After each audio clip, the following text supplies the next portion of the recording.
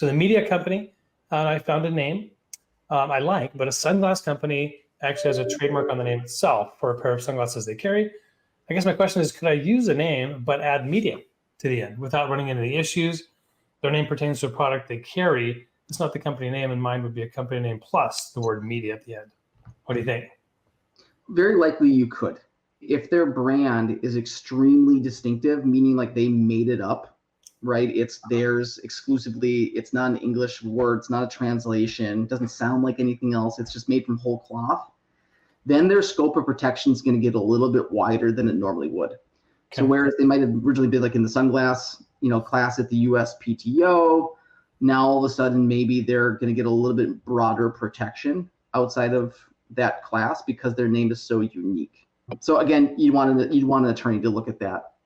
Okay. Definitely. Yeah. But theoretically, you should be okay. Got it. Yeah, maybe before Xerox was famous, but the word Xerox is made up. Xerox sunglasses, maybe. Right? Yeah. And if that's the case, if it's Xerox isn't a famous brand like Kodak, if it's not famous, those two are famous. But if they weren't, right, then you potentially would be able to have a sunglass company called that similar thing. Yeah. Unless, of course, this media company kind of plays in the sunglasses world.